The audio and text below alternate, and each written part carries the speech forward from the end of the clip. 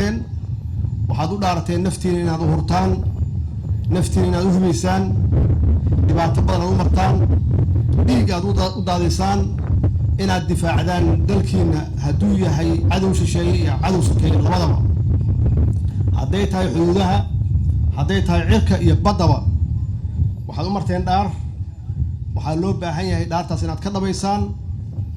waana tiraahdeen hadalkiinu waxaa ku jiray waxaa ladiin tababaray marka laga tago waajibaadkeena ciidan wadaniyaddu waxa weeye waa farqiga u dhexeeya waddan dhisan oo dhaqaaqay oo horumar leh iyo waddan burburay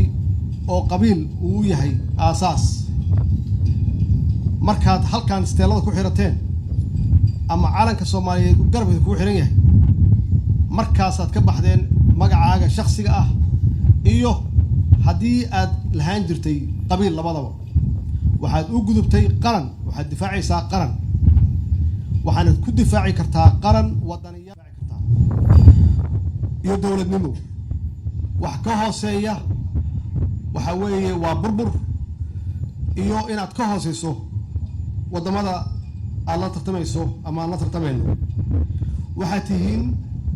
hoggaankii ciidankaad tihiin saraakiil xigeenada iyo saraakiisha waxa weeye marka la leeyahay askari ma xumaade waxaa xumaada sarkaalka macnaheedu sarkaalku waa inuu yahay tusaale wanaagsan uu hadday tahay akhlaaq hadday tahay discipliin hadday tahay wadaniyad hadday tahay aqoon in looga daydo haddii aad xumaataan askarigu eed ma laha sarkaalkaa iska leh marka inaad tusaale fiican u noqotaan astaan qaran noqotaan oo aad matalaysaan dowladdiina kaliya ma ahayd aad matalaysaan qarankiina mar walba inaan xasuusnaano dadkii shahiiday oo u dhintay dalkan hadday tahay xoreyntiisa hadday tahay difaaciisa ciidan waxa weeye